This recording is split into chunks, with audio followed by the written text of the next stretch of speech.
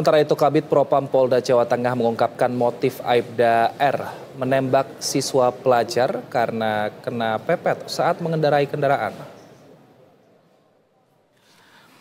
Kemudian motif penembakan yang dilakukan oleh terduga pelanggar dikarenakan pada saat perjalanan pulang ini mendapati satu kendaraan yang dikejar, kemudian memakan jalannya terduga pelanggar, jadi kena pepet dan akhirnya hingga terduga pelanggar menunggu seperti yang dijelaskan Pak Kabid, Pak Kapolrestabes, menunggu 3 orang ini putar balik, kurang lebih seperti itu, sehingga terjadilah penembakan. Menteri Hak Asasi Manusia Natalius Pigai buka suara terkait kasus oknum polisi yang menembak siswa SMK di Semarang, Jawa Tengah.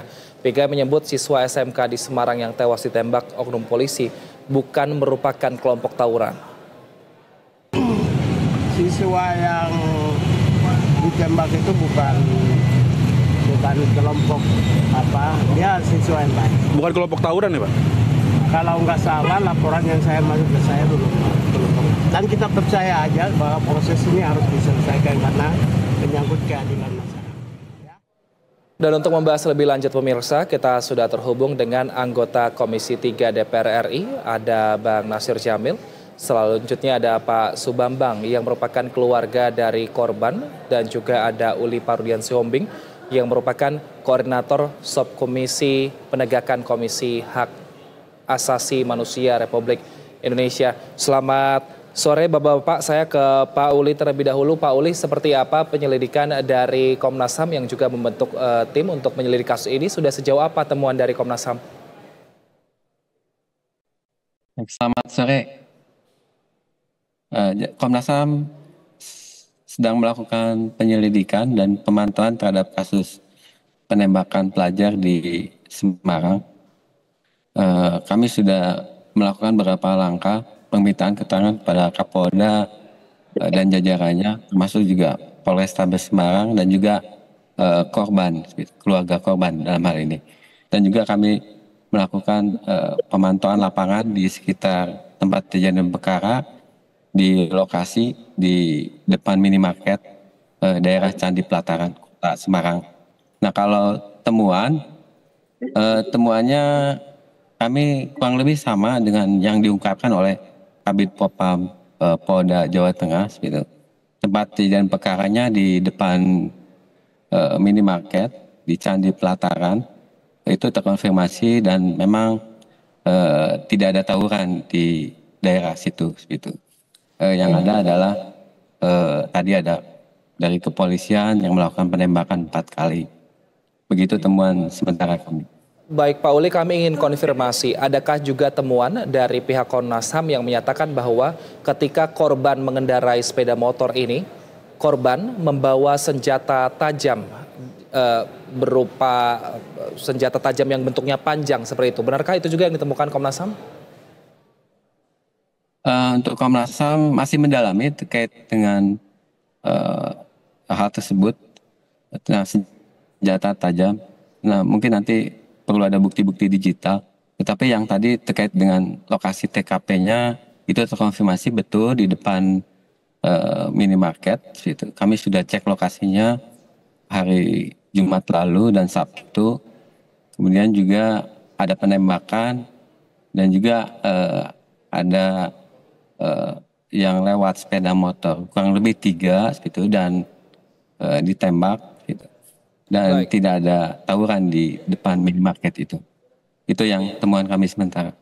Baik, kami ingin konfirmasi hal yang sama ke Pak Subambang yang merupakan perwakilan dari keluarga korban. Pak Subambang, saat izin keluar dari rumah, apakah keluarga mengetahui bahwa korban ini bersama dengan temannya menaiki sepeda motor dan juga membawa senjata tajam? Apakah benar itu, Pak?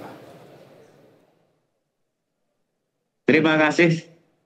Bahwa korban yang sepanjang tahu kami ketahui itu tidak membawa senjata tajam. Baik, lantas korban untuk alasan keluar rumah pada malam hari bersama dengan teman-temannya, ini apa pada saat itu, Pak Subambang? Ulangi? Lantas apa alasan korban keluar rumah bersama dengan teman-temannya pada saat itu?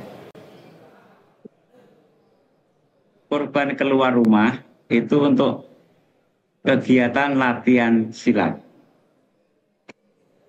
Baik, untuk teman-teman korban yang juga ikut berkendara bersama dengan korban, apakah keluarga mengetahui Pak siapa-siapa saja teman-temannya ini? Keluarga tidak mengetahui dengan siapa korban keluar rumah, karena sepengetahuan keluarga bahwa korban keluar rumah itu sendirian. Baik, kalau keterangan yang diberikan oleh pihak keluarga kepada kepolisian, seperti apa? Bagaimana? Apakah Pak Subambang juga menjadi salah satu orang yang dipanggil oleh pihak kepolisian untuk dimintai keterangan, Pak? Apa yang Bapak sampaikan kepada pihak kepolisian pada saat itu?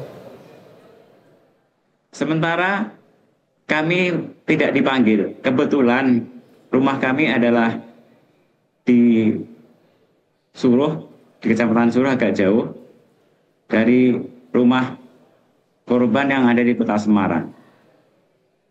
Baik, selanjutnya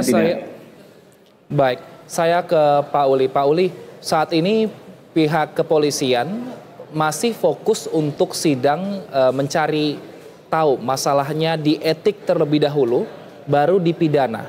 Nah, kalau menurut Anda dari Komnas HAM, apakah benar mengikuti saja proses dari pihak kepolisian seperti ini, atau harusnya pidananya dulu yang diproses, baru kemudian etiknya dari pihak kepolisian? Memang untuk aturan di kepolisian, sidang etik dan disiplinnya terlebih dahulu ya.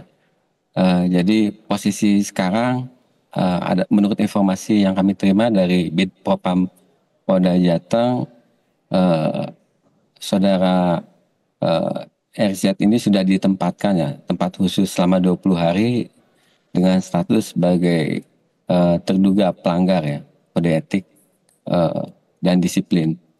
Nah, memang aturannya di kepolisian adalah persidangan etika dan disiplin terlebih dahulu, kemudian pidananya. Nah, untuk proses pidananya sejauh yang kami terima Komnas HAM belum ada penetapan tersangka, tapi prosesnya sudah masuk ke penyidikan. Terakhir ada ekshumasi hari Jumat lalu. Komnas HAM juga melakukan pemantauan atas ekshumasinya ini. Tetapi Komnas HAM berharap dan juga dari sejak awal merekomendasikan agar proses pidananya juga dilakukan, gitu. Karena sudah ada bukti-bukti yang cukup, alat bukti yang cukup, itu saksi maupun alat bukti yang lainnya, gitu. Dan berharap juga agar prosesnya ini secara transparan dan adil, baik proses etika maupun pidananya. Baik, nanti jika ternyata terbukti bahwa oknum polisi ini melakukan penembakan dengan cara melanggar etik dan akhirnya dijerat pidana, rekomendasi berikutnya dari pihak Komnas HAM apa kepada pihak kepolisian supaya hal ini tidak terulang kembali, Pak Uli?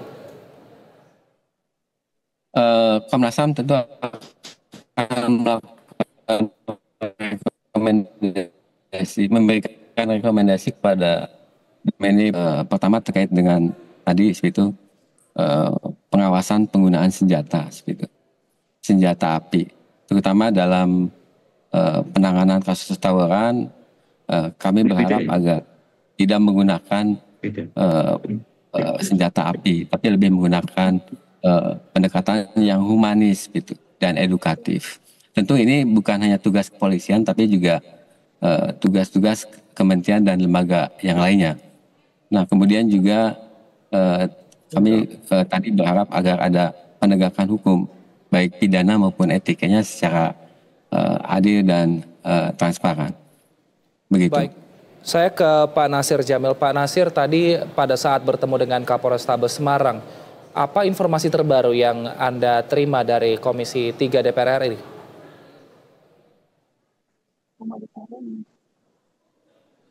Bang Nasir? Ya. Halo. Baik, temuan Komisi 3 seperti apa Bang Nasir terkait dengan kasus polisi tembak siswa SMK ini? Iya, pertama memang harus kita akui tawuran di Kota Semarang itu sudah sangat memprihatinkan. sejumlah informasi yang kami temukan atau yang kami dapat menunjukkan bahwa tawuran antar remaja atau antar anak muda itu sudah cukup menggelisahkan warga. Tapi bukan berarti kemudian itu menjadi alasan terjadinya penembakan. Nah, karena itu memang kami sedang berusaha agar pimpinan kepolisian, Mabes Polri dalam hal ini Kapolri, bisa mengusut ini secara cepat dan kemudian memberitahukan kepada masyarakat apa yang terjadi sebenarnya. Meskipun memang alasan tawuran itu ternyata alasan yang mengada-ngada, sebab diketahui bahwa tidak ada tawuran dan tidak ada untuk meleraikan tawuran. Yang ada hanya informasi soal memepet dan lain sebagainya. Jadi ini juga soal penggunaan senjata api menjadi catatan bagi Komisi 3 DPR RI. Baik, ada juga informasi tadi dari Sugeng Teguh dari Indonesia Police Watch yang menyatakan bahwa ternyata siswa ini saat berkendara pada malam hari tersebut ini membawa senjata tajam dengan bentuk yang cukup besar seperti itu Pak Nasir. Lantas inilah yang dilakukan oleh pihak kepolisian dengan cara responnya menembak. Kalau menurut Anda seperti ini, bagaimana nantinya rekomendasi dari DPR RI ke pihak kepolisian untuk menangani kasus ini? Iya, ini harus dievaluasi secara menyeluruh ya. Berarti ada ada satuan-satuan yang tidak bekerja secara maksimal sehingga tawuran itu hingga hari ini belum bisa diselesaikan ya, belum bisa diantisipasi. Jadi fungsi Babin Kamtibmas ya, Babin Kamtibmas itu seharusnya itu dimaksimalkan, dikedepankan, mengedukasi warga. Karena kan pelaku tawuran itu juga kan adalah anggota masyarakat atau mereka tinggal di lingkungan masyarakat. Nah, di situ ada Babin Kamtibmas. Nah, kami juga sudah membicarakan soal ini sebelum kejadian ini terjadi, mengingat ada beberapa peristiwa yang serupa.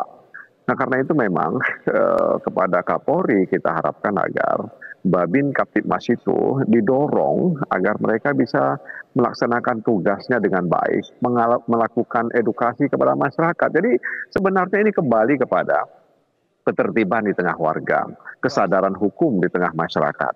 Jadi sekali lagi memang kita tidak pungkiri bahwa tawuran ini juga ada semacam semacam kebanggaan kalau mereka melakukan tindakan-tindakan kekerasan lalu memvideokan aksi mereka, menyebarluaskan lewat media sosial. Nah, ini kan sebenarnya kembali ke soal edukasi atau kesadaran hukum di tengah-tengah masyarakat. Mereka kan punya keluarga, mereka punya ayah, punya ibu, punya paman, punya bibi. Jadi sebenarnya ini bukan soal penegakan hukum semata, ya.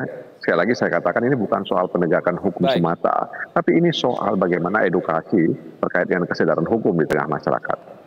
Baik, kita akan kawal kasus ini bersama, baik itu dari etik dan juga dari pidananya. Silahkan Pak Bang Nasir. Iya, saya katakan bahwa penegakan hukum itu juga belum tentu menyelesaikan masalah. Ya, oleh karena itu harus dibarengi dengan upaya untuk menumbuhkan kesadaran hukum di tengah masyarakat. Ini yang harus dilakukan oleh semua kita termasuk kepolisian. Baik, artinya seluruh elemen masyarakat harus bisa bekerja sama supaya hal ini tidak terulang kembali. Terima kasih atas waktu dan juga informasinya Bapak-bapak, sehat selalu.